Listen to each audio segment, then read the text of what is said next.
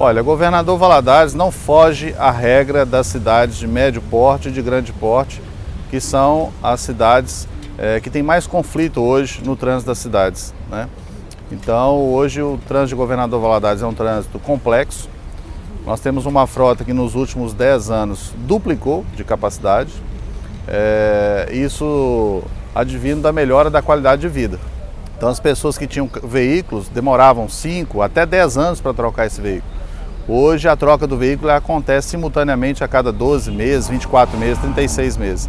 Então nós temos mais veículos rodando nas ruas, mais pessoas buscando o seu espaço através ou do transporte, sistema de ciclofaixas, cicloviário, ou sistema de transporte coletivo urbano, né?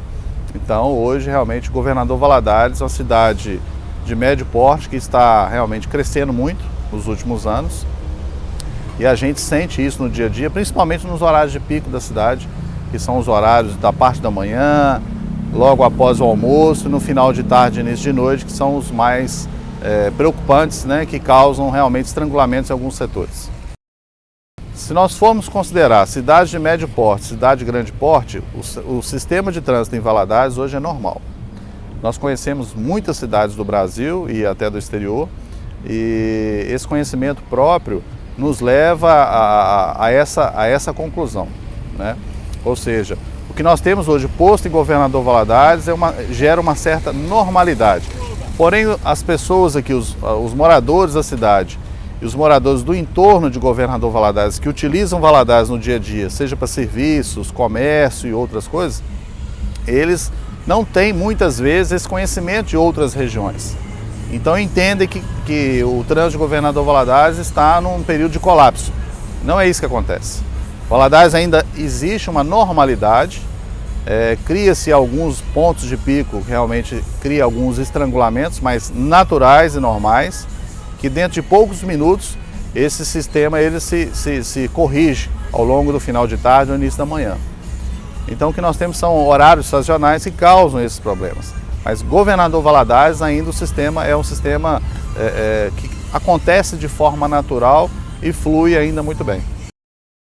Olha, o recurso ele tem duas finalidades.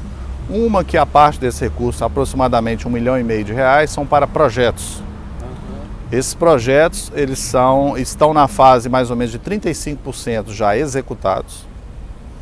E agora nós vamos entrar na parte mais complexa do projeto, que é a parte de drenagem da área central, mudança de vias, concepção diferente para mudar realmente toda a área central da cidade, os bairros adjacentes e algumas regiões onde serão corredores de ônibus que até então não são.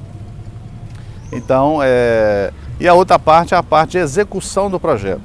Essa parte de execução ainda não foi licitada. Por quê? Porque nós temos o desembolso financeiro, ele acontece pelo BNDES, com uma contragarantia do governo federal via Ministério da Fazenda. Então o município de Governador Valadares já contemplou todos esses quesitos, já preencheu os quesitos todos, apresentou toda a documentação necessária, e agora nós estamos aguardando o Ministério da Fazenda, através da Secretaria do Tesouro Nacional, disponibilizar a contragarantia para que o BNDES faça o desembolso financeiro.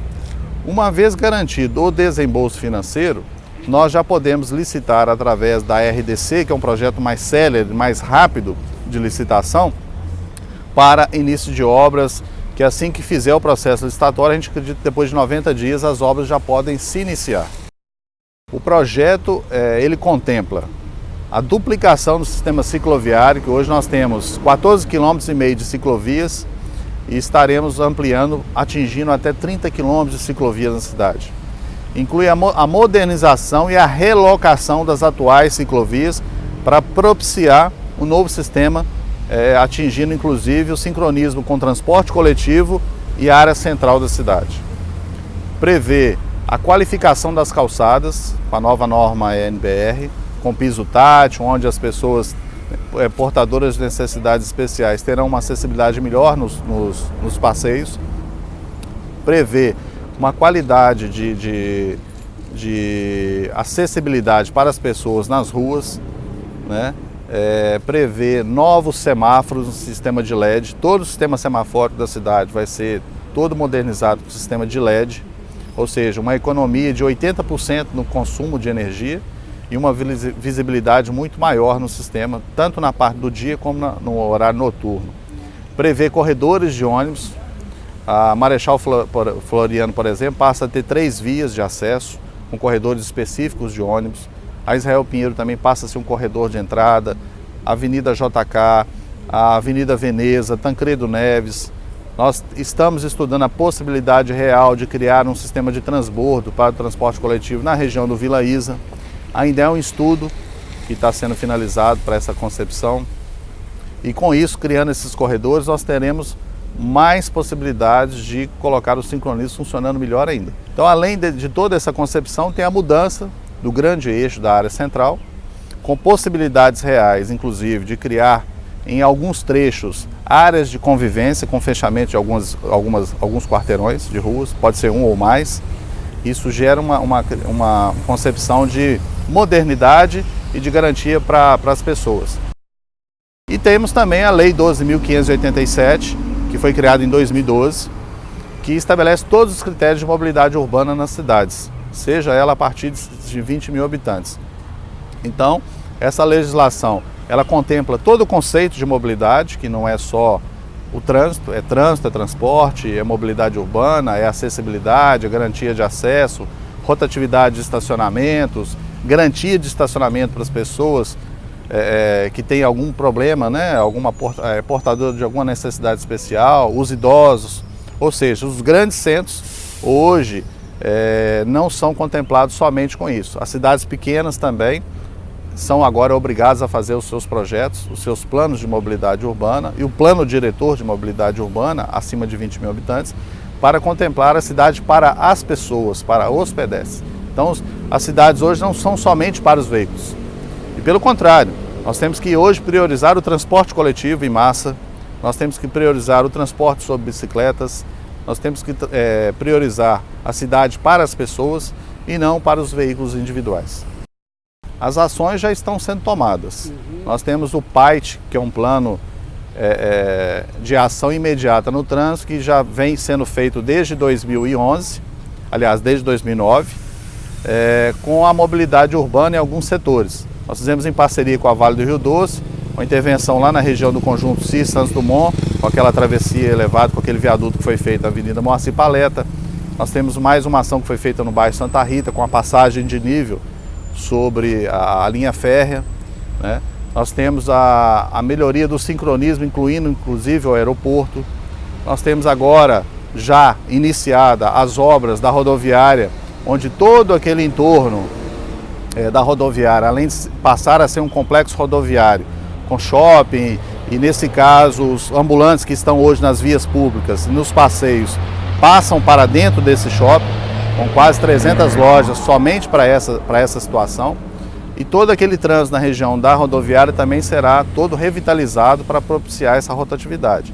Então essas ações todas no trânsito, elas fazem parte do PAIT e na sequência nós temos o plano de mobilidade urbana para ampliar essa ação, onde é chamado como GV Transportes, né? Que é o Pró-Transportes, que visa a melhoria da qualidade, não só do transporte individual, mas também do transporte coletivo, para fazer todo o sincronismo do sistema.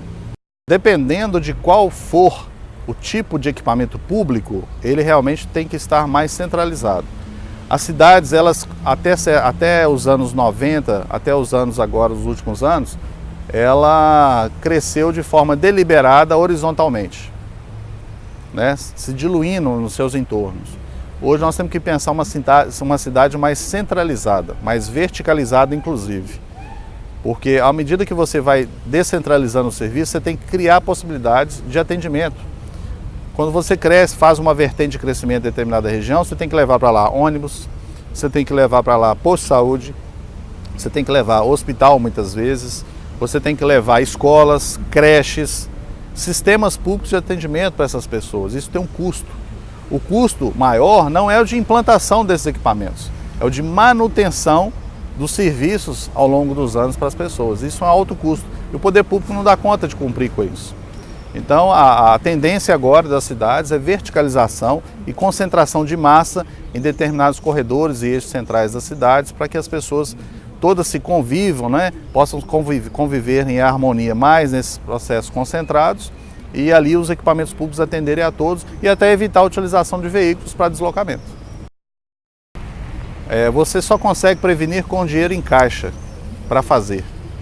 E o serviço público, infelizmente, é diferente do serviço privado. No serviço privado, você consegue planejar uma prevenção futura, com ação imediata, né? Já no serviço público, não. As ações são de médio e longo prazo, entendeu? Porque os recursos são escassos, são poucos, e na medida que os recursos são liberados a médio e longo prazo é que você consegue executar. E muitas vezes aquele planejamento que você fez de imediato, a médio e longo prazo, eles já não atendem mais. Então, infelizmente, no serviço público nós temos essas deficiências devido a recurso financeiro mesmo.